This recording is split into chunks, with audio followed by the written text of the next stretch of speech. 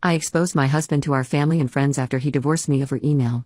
I, 47 female, woke up yesterday morning to an email from my husband of 21 years, 50 male, entitled Working Things Out.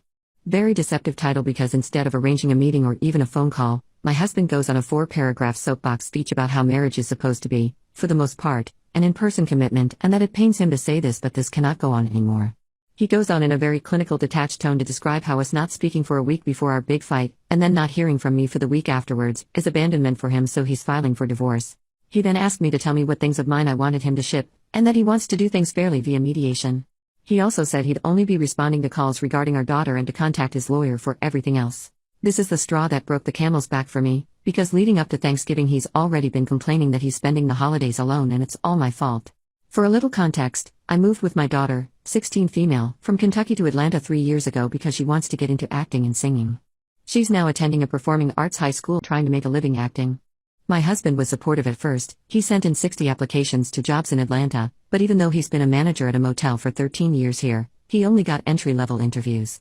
My husband initially said there's FaceTime and he has airline points. But soon I saw how inflexible he was. Every conversation was unbearable because if I picked his brain, I knew I'd be running into a brick wall. Instead of learning to enjoy long distance, it was like fulfilling marriage is equal to long distance? Nope. He asked us to move back during the actors' strike. At that time, we had already agreed he could make love with others as long as he fulfilled his other obligations. He agreed to our arrangement but dumped the woman after a month and got more petty, saying the women he wants wouldn't be into married men. Our final fight was over when I said we were going to have a virtual Thanksgiving with my mom and wish her recovery from her surgery. He said, "Why don't you come back and tell her in person?" He also said instead of me giving input over Christmas decorations to come back and do it in person. He said he had more intimacy with the SX worker than me because it was in person, and I called him a hospitality manager stereotype, unable to adapt to any change and stuck in his path. The fury boiled over after his email, and I replied and sent a copy of the email to the extended family, friends who only hear from him and his side, and his co-worker and friend of the family.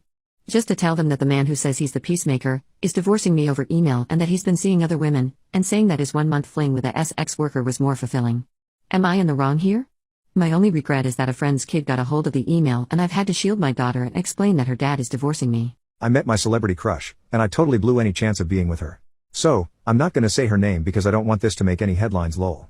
She's a singer, not super famous, but still has a pretty big fan base. Like, whenever someone asks who my favorite artist is, I tell her name and I have to explain who she is every single time. Yet she does have more than 1 million subscribers on Instagram. I'm 27, and I've been a huge fan of hers for the past 4 or 5 years. Maybe her biggest fan. Before that I didn't have any celebrity crushes. I remember that everyone had one in my teenage years, however I never really understood how you would get so obsessed over someone you've never met. I understood it with her. I know her every single song, I must have watched every show she's been on, every interview she's given. I love her music, and I love her personality, well, at least how she presents herself in those interviews. She's beautiful and has the kindest heart. Anyways, so a few weeks ago I was abroad for business-related reasons. After a long day of work in a small office, I wanted to walk to my hotel to get some fresh air. On my way there, I saw a bar. It seemed like a quiet place, so even though I was very tired, I went in to see what kinds of beers they had. I like trying different beers whenever I travel. I sat down and ordered one, and started mindlessly scrolling on my phone so I wasn't alone with my thoughts, as you do when you're sitting at a bar alone. After ordering my second beer, someone said hi. I turned around, and saw her. Like, don't get me wrong, I've met women at bars before, but never had a woman come up to me first, so that was new, and it was her of all people. Her. So of course I thought I must have fallen asleep on my desk at work and I was dreaming. I was freaking out, internally. Externally, I managed to keep my cool, and said hi back. Since I couldn't believe who's standing in front of me, it was more like a hi? I guess. She said she saw me sitting alone, and she was alone as well, so she thought it might be nice to chat while enjoying our drinks. I said of course, I mean why not, sit, and rather aggressively pulled up a chair. I was very excited and nervous, but it seemed like she still hadn't realized I was a fan. I told her my name and she said hers, but I didn't say I already knew her because I wasn't sure about revealing that. At first I was a little awkward and talked about the weather, how nice the bar is and stuff. Then we talked for another hour or so. The conversation was going pretty well and thankfully I was much calmer at that point. Then I told her I was in the city for work, and talked about what I do very briefly. Very boring job. I felt like Jim Halpert in the first season of The Office while describing it. She said she was there for work as well, and said she makes music. At that point I thought I had to be honest. I said I know, I'm a huge fan actually, I love your every song, I have all your merch. Her expression quickly changed, from happy to disappointed, and she said oh. That was the moment I realized I messed up. Thinking about it now, maybe not telling that to her a little earlier was a bigger mess up. She said she doesn't think getting close with fans is appropriate. For a second I was going to say, so we were gonna get close? But, thank goodness I didn't. She briefly explained why she thought it's wrong, and all I could say was I respect that. And I really do. Even though it hurt, and I don't agree with it 100%, having a certain kind of power over people and choosing not to use that power for ethical reasons is quite respectable in my opinion. It got a little awkward again and we've only talked for a few more minutes. She said we could take a selfie if I want to, so we did. I offered her my number, and said maybe we could grab a coffee if she ever comes to my country. She accepted it, but probably out of politeness. Then I walked her to her car, and I'll probably never see her in person again outside of a concert. I can't stop thinking about how else that night could go, and I'll probably think about that for months to come, if not years. But what can you do? It is what it is. It's also weird that I went to a country I've never been before, decided to walk even though I usually don't, walked into a random bar, and met my biggest celebrity crush there. It's like the universe aligned everything for me and I managed to mess it up lol. I think my husband's best friend took advantage of me while we were drunk, but nobody will tell me the truth. When Ryan is drunk, he hits on me, with plausible deniability. My husband doesn't usually pick up on social cues, but even he senses it. Ryan is a lot more bold with it when my husband isn't around, but still does it in a way that he can deny it later. He's told me I can change out of my bathing suit in front of him, as if it was more convenient than going to the nearby bathroom. He suggested we go skinny dipping. He's done other things, for some reason I can't remember right now, but I've always said no. He also encourages us to drink. My husband and I have talked about this, and he thinks that Ryan is in love with me. I think Ryan just wants to sleep with me. Regardless, after a particular incident where he asked to touch my leg, to show me some swimming mechanic he was trying to explain while we were in the hot tub, I told Ryan that he's too comfortable with me and he needs to respect our relationship. Ryan said that he felt it was coming out of nowhere, we're his best friends, and he would never do anything like that, etc. My husband gives everyone else the benefit of the doubt. He doesn't like cutting people off or distancing from people unless they're absolutely, undeniably, 100% horrible. When I tell him how I feel about people who are horrible to me and that I want to distance myself from them, he says that he isn't allowed to have friends, and that if I had it my way he would only have one friend left. So he knows how I feel, but I haven't made him cut Ryan off or anything, and we've just continued with the friendship like normal. Now to the actual issue. 2 months ago, my husband got super drunk while we were hanging out with Ryan and another friend, Will, 24 male, plus Ryan's friend David, 26 male. My husband ended up passing out on the toilet. I remember checking on him and he kept saying he wanted more time. Later, I had a sip of his drink on accident, he poured extra tequila into a canned margarita, and I mistook his can for mine. My memory starts getting blurry around 11:30, maybe 30 minutes after my husband left for the bathroom, but I don't remember drinking all that much to where I'd be blacking out. It's possible, but I've been careful not to drink too much around Ryan. Maybe I wasn't careful enough that night. At around midnight we took a group selfie. I don't actually remember any of this, but I remember the thoughts and feelings I was having in the moment. Ryan put his arm around me for the photo, but his hand was touching my butt.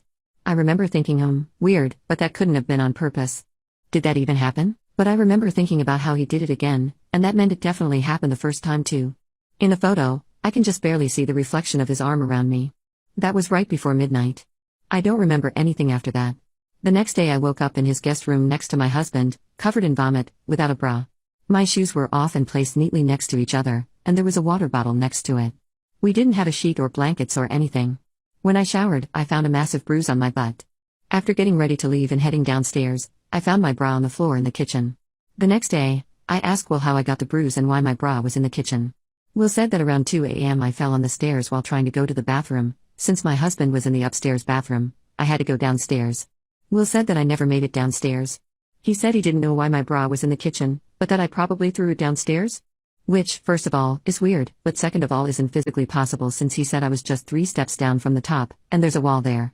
He also said they heard me fall, helped me upstairs, and put me to bed after because I was sleepy. He said I was totally fine before that. He told me that Ryan told him to put my husband to bed while Ryan put me to bed, because she already did her turn, as in, I was the one checking on him previously. Will said that after that, he left. Then I texted Ryan asking how hard I fell, and he said he didn't know. I asked Ryan if he knew how my bra got in the kitchen, and he said he honestly had no idea. I told him it was bothering me, and he didn't respond. A week ago, I asked Ryan in person what happened. He still said he had no idea. I told him that I didn't want to accuse him of anything but that I remember it not being a normal night, and he asked what I meant. I got angry and told him I remembered him touching my butt, and he's literally doing it in the group photo. He said that he gets touchy when he gets drunk, and he's sorry if he made me uncomfortable. He again said that he genuinely doesn't know how my bra got in the kitchen. I asked him if I did anything embarrassing and he said I didn't, that we were all just watching YouTube. He told me that I was taking shots with them, which I rarely ever do. I asked if I made it to the bathroom, and he said that I might have.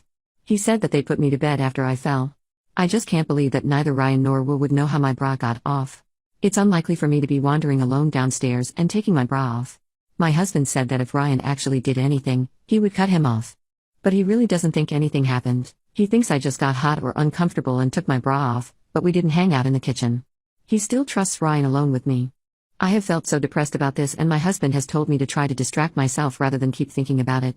I just need closure. I need an explanation. The fact that we don't know if anything happened, I just can't make my husband cut Ryan off with no explicit proof. My husband also wouldn't be willing to do that. I'm really not sure where to go from here.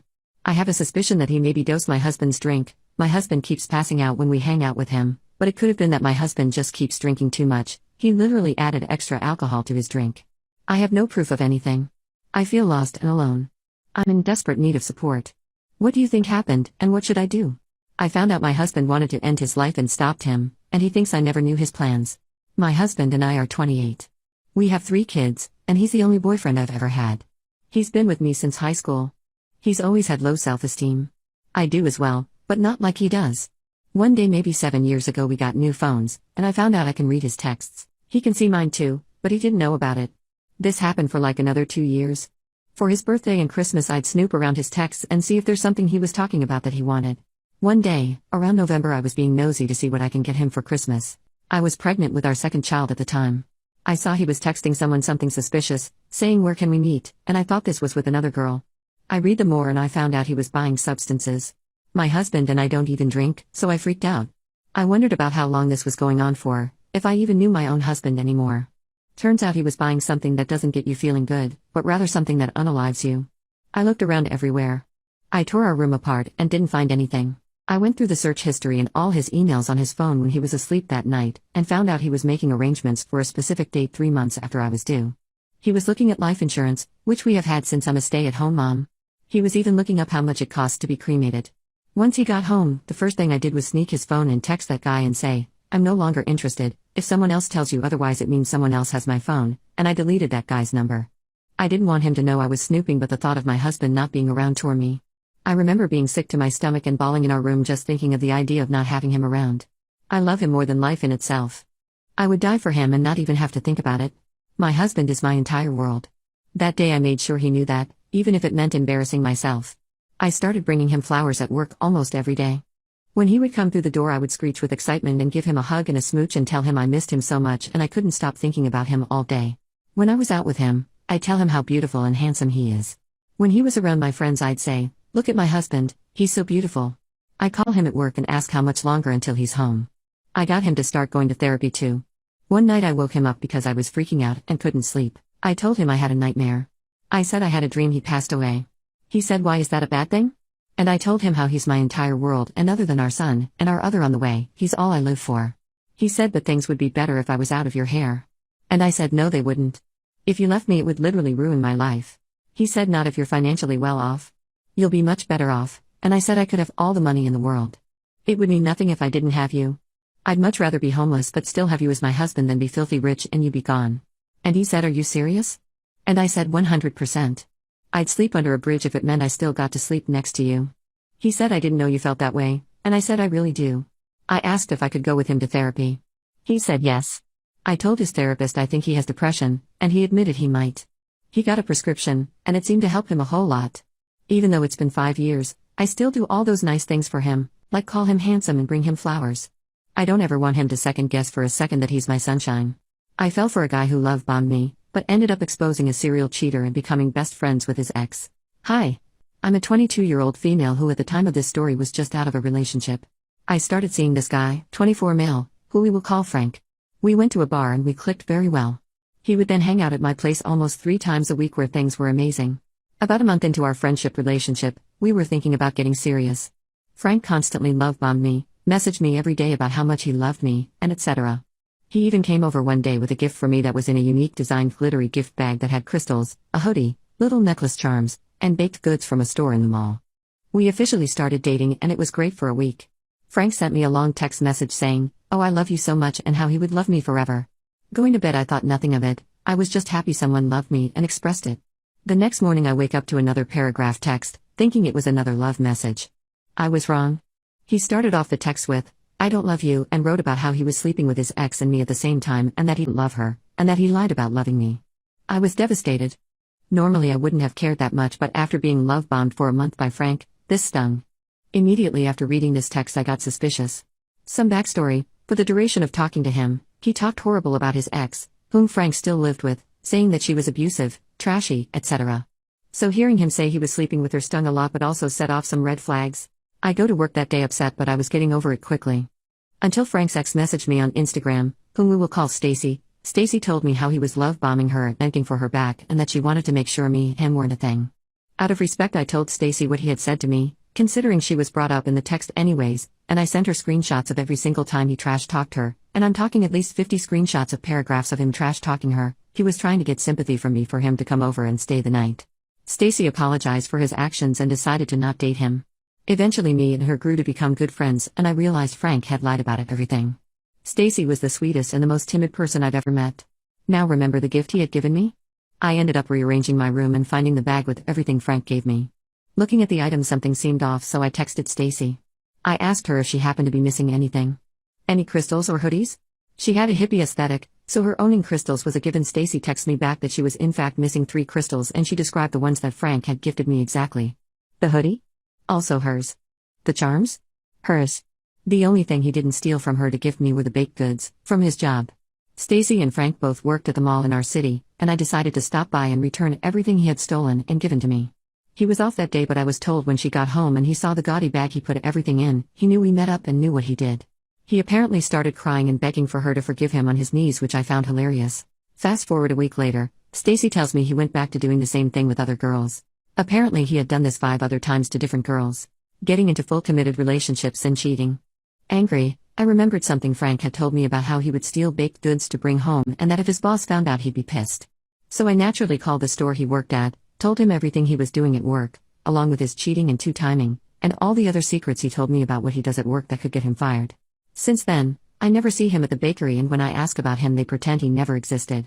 Even my new best friend Stacy said he moved out since he couldn't afford rent. So, where he is now is a mystery.